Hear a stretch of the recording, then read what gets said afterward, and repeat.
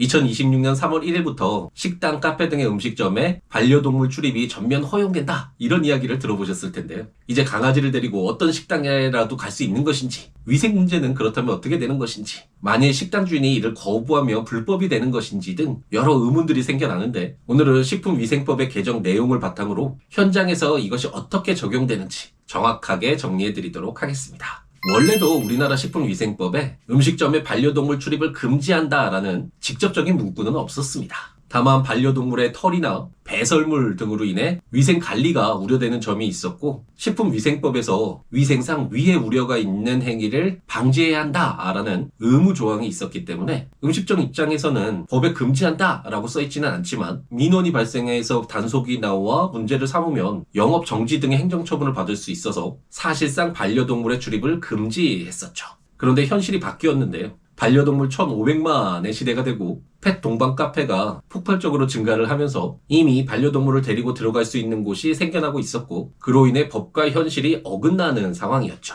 그래서 정부가 방향을 바꾸어서 반려동물과 일상을 같이 하는 반려인과 비반려인의 음식점 선택권을 보장을 하되, 반려동물 출입 영업장의 위생 안전을 확보하자라는 쪽으로 식품위생법 시행규칙을 개정을 했습니다. 즉, 과거에는 반려동물을 출입시키면 식품위생법 위반으로 영업정지 등을 받을 위험이 있어서 사실상 음식점들이 반려동물의 출입을 막아왔는데, 법이 개정이 되면서 일정한 요건을 갖추면 반려동물 출입이 가능하도록 명시적으로 허용하는 방향으로 바뀌었다라고 이해하면 되겠습니다. 그럼 2026년 3월 1일부터 무엇이 바뀌는지 한번 볼까요? 첫 번째는 업주 선택 허용입니다. 말씀드렸듯이 예전에는 반려동물 출입이 사실상 금지되었었는데, 이제는 다릅니다. 업주가 반려동물 동반 출입 음식점으로 신고를 하면 반려동물 출입이 가능하게 되었죠. 다만 모든 영업장에 반려동물 출입이 가능하다라고 오해하면 안 되는데요. 이번 식품위생법 시행규칙 개정은 반려동물을 어디에나 데려갈 수 있는 권리를 부여한 것이 아니라 받아줄 수 있는 권리를 부여한 것이라고 볼 수 있기 때문에, 반려동물의 출입 권리는 소비자가 아니라 업주에게 있다고 할 수 있습니다. 음식점 주인은 반려동물 출입을 허용할 수도 있지만, 동물 알레르기가 있는 손님이나 동물을 싫어하는 손님들을 주된 고객으로 삼아서 반려동물 출입을 금지할 수도 있습니다. 즉, 비반려인의 음식 선택권도 보장하고 있다라고 할 수 있죠. 두 번째는 위생관리 의무입니다. 반려동물 동반 출입 음식점은 모든 식당에게 그냥 허용하는 것이 아닙니다. 몇 가지 요건을 충족해야 가능하는데, 우선 출입문에 반려동물 동반 입장 가능 영업점이다 라는 표시를 해야 하고, 조리장 등에 칸막이나 울타리를 설치해서 음식 제조 공간과 분리를 해야 하며, 식탁의 간격은 충분한 거리를 유지해서 다른 손님의 위생 피해를 방지하고, 반려동물 전용 쓰레기통 배치로 배설이나 냄새 관리를 철저히 해야 하죠. 세 번째는 업주의 책임 문제인데요. 업주에게 반려동물 동반 출입을 허용을 하면서 꽤 많은 의무 규정을 두고 있습니다.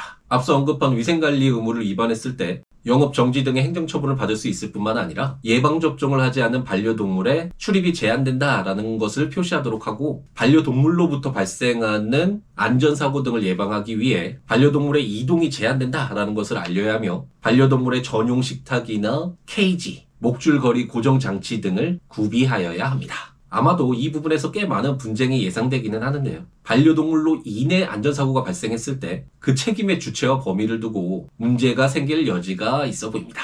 예전에 목줄을 하지 않은 강아지가 노령의 여인에게 다가와 크게 짖는 바람에 넘어져 상해를 입은 사건을 맡아서 형사적으로는 과실치상 고소, 민사적으로는 불법행위를 원인으로 한 손해배상 청구 사건을 맡았었는데, 결국 1,000만 원을 받고 합의를 했던 사건이 떠오르는데요. 물론 반려동물로 인해 발생한 사고의 1차적인 책임은 반려인에게 있겠지만, 영업주도 안전관리 의무 소홀로 인해서 사고에 대해서 책임을 부담할 여지도 있기 때문에 반려동물 관리를 위한 인력 배치나 CCTV 설치 등의 안전장치를 설치하는 등 안전관리 의무에 대한 대비도 필요할 것으로 보입니다.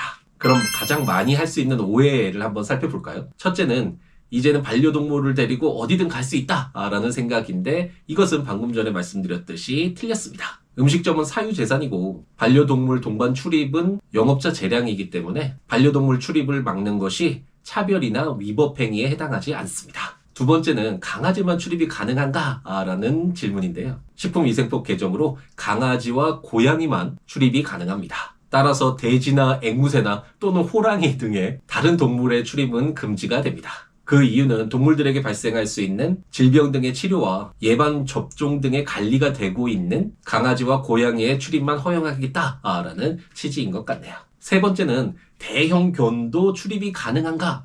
라는 의문인데요. 맹견의 경우에는 영업자가 사람의 생명이나 신체에 위해를 가할 우려가 있다라는 이유로 맹견 등의 반려동물 출입을 금지할 수 있습니다. 만약에 반드시 출입해야 되는 불가피한 사정이 있는 경우에 반려인의 책임보험 가입 여부를 확인을 해서 출입을 예외적으로 허용할 수 있다라고 규정하고 있는데 현실적으로는 업주는 다른 손님들을 고려해서 대형견의 출입을 제한할 가능성이 크겠죠. 네 번째는 반려동물이 출입도 가능하기 때문에 마음대로 이동할 수 있는 것 아니냐라는 생각인데요. 아닙니다. 만약 업주가 반려동물 이동을 확인하고도 아무런 조치를 취하지 않으면 영업정지 5일의 처분 대상이 됩니다. 따라서 방금 전에 말씀드렸듯이 목줄고리 고정 장치 등의 이동 방지 장비나 별도의 공간을 구비해야 하죠. 다만 업주는 반려동물 이동을 막기 위해서 노력을 했는데 반려인의 잘못으로 인해서 반려동물이 이동했다라는 사실이 밝혀지면 영업주의 책임은 제외될 수 있습니다. 이런 것을 위해서 CCTV 설치 등이 필요하겠죠. 2026년 3월 이후의 사회는 펫 동반 가능 공간과 노펫존으로 명확하게 나뉘게 될 것입니다.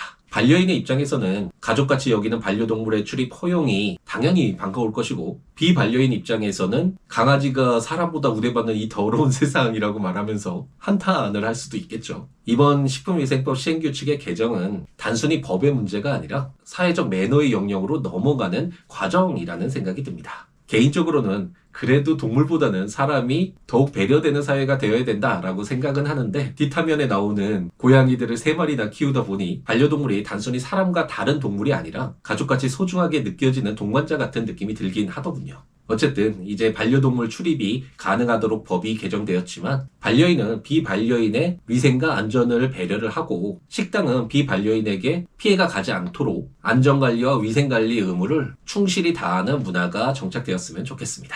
여러분은 이번 식품위생법 개정에 대해서 어떻게 생각하시나요? 변호사와 놀자에서 이처럼 사회적으로 논쟁이 되는 주제를 가지고 여러분과 함께 생각해보며 의견을 나누는 시간을 갖고 있으니까요. 댓글로 의견을 남기며 함께 고민하는 공간이 되었으면 좋겠습니다. 그럼 오늘 하루도 행복 가득하게 채우시기 바랍니다.